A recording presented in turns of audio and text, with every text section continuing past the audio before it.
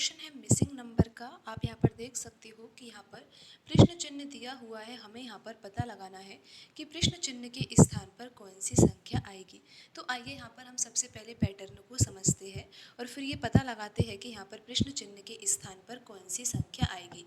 तो यहाँ पर कॉलम फर्स्ट में 3 संख्याएं लिखी हुई है, 1 लिखा हुआ है, 2 लिखा हुआ है और 1 लिखा हुआ है। इन तीनों संख्याओं में क्या संबंध है? आप ऐसा सोच रहे होंगे कि यहाँ पर 1 लिखा हुआ है और यहाँ पर 1 लिखा हुआ है, अगर 1 और 1 को जोड़ दिया जाता है तो यहाँ पर 2 आ जाता है। यहाँ पर ये पैटर्न बिल्कुल सही है, लेकिन ये पैटर्न बाकी कॉलम में भी तो लगना चाहिए ना। यहाँ पर दूसरे कॉलम में 3 संख्याएं लिखी हुई है, 2 है, 5 है, 2 है। अगर हम यहाँ पर 2 और यहाँ पर लिखा हुआ 2 को जोड़ देते हैं तो 4 आता है, लेकिन यहाँ पर तो 5 लिखा हुआ है, तो ये पैटर्न यहाँ पर सही नहीं है। फिर हम यहाँ पर अब कोई और पैटर्न से सोचते हैं। क्या कोई और पैटर्न भी हो सकता है? हाँ जी, बिल्कुल हो सकता है। पैटर्न तो बहुत सारे हो सकते हैं इस प्रश्न को हल करने के, लेकिन आप यहाँ पर एक पैटर्न को समझिए जो कि बिल्कुल नया हो सकता है आपके लिए। आप यहाँ पर देखिए, जो कॉलम फर्स्ट है उसमें 3 संख्याएं लिखी हुई है, 1 है, 2 है और यहाँ पर लिखा हुआ है 1। अगर इन तीनों संख्याओं का हम योग करें, इन तीनों संख्याओं को हम जोड़ दें तो क्या आएगा? 1 और 2 3, 3 में 1 जोड़ेंगे तो 4। तो यहाँ पर इन तीनों संख्याओं का योगफल कितना आ रहा है? 4 आ रहा है। अब आप यहाँ पर देखिए कि यहाँ पर जो ये दूसरा कॉलम है, दूसरे कॉलम में भी यहाँ पर 3 संख्याएं लिखी हुई है और कौन कौन सी है? 2 है, 5 है, 2 है। अगर इन तीनों संख्याओं को जोड़ा जाता है तो योगफल कितना आता है? 2 में 5 जोड़ेंगे तो 7 आएगा और 7 में 2 जोड़ेंगे तो कितना आ जाएगा? 9 आ जाएगा। यहाँ पर कॉलम 3 में तीनों संख्याओं को हम जोड़ते हैं, 3 और 12 कितना होगा? 15 होगा और 15 में 1 जोड़ा जाएगा तो कितना आ जाएगा? 16 आएगा। अभी हम कॉलम 4 में लिखी हुई संख्याओं का तो योग कर ही नहीं सकते, क्योंकि यहाँ पर एक नंबर मिसिंग है। यहाँ पर कॉलम 5 में 3 संख्याएं लिखी हुई है, इन 3 संख्याओं का योगफल कितना होगा?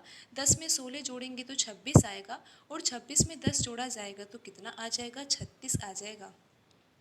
तो अब आप यहाँ पर ये समझिए कि यहाँ पर जो ये योगफल आया है, ये योगफल जो है इसमें कौन सा पैटर्न लग रहा है?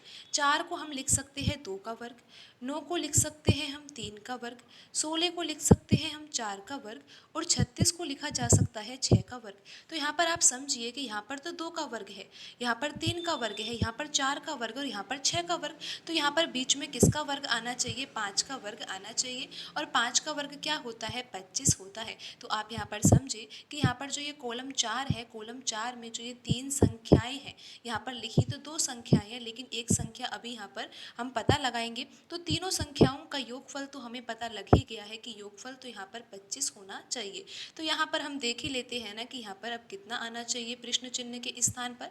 अगर 2 में 10 जोड़ेंगे तो 12 तो आ ही जाएगा। प्रश्न चिन्ह के स्थान पर हम x मान लेते हैं, तो यहाँ पर बराबर कितना आना चाहिए? 25 आना चाहिए। तो x बराबर यहाँ पर कितना आ जाएगा? x बराबर यहाँ पर 13 आ जाएगा। तो यहाँ पर आप देख सकते हो कि 13 कौन से ऑप्शन में लिखा हुआ है? यहाँ पर ऑप्शन ए सही होगा। आप यहाँ पर पैटर्न समझ गए होंगे।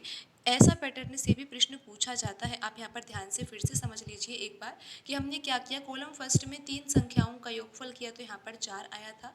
फिर इन तीनों संख्याओं का योगफल किया तो 9 आया। इन तीनों संख्याओं का योगफल 16 आया और हमने सोचा कि यहाँ पर इन तीनों संख्याओं का योगफल 25 होना चाहिए। क्यों होना चाहिए 25? क्योंकि ये होगा 5 का वर्ग, 16 यहाँ पर 4 का वर्ग है, 9 यहाँ पर 3 का वर्ग है और 4 यहाँ पर 2 का वर्ग है। और यहाँ पर इन तीनों संख्याओं का योगफल कितना है? 36 है और 36 यहाँ पर 6 का वर्ग है। तो 5 का वर्ग 25 है, इन तीनों संख्याओं का योगफल 25 होना चाहिए। तो यहाँ पर प्रश्न चिन्ह के स्थान पर कौन सी संख्या होनी चाहिए? 13 होनी चाहिए। अगर यहाँ पे 13 होगा तो ये जुड़ के कितना हो जाएगा? 25 हो जाएगा। तो यहाँ पर ऑप्शन ए में लिखा हुआ 13 सही होगा।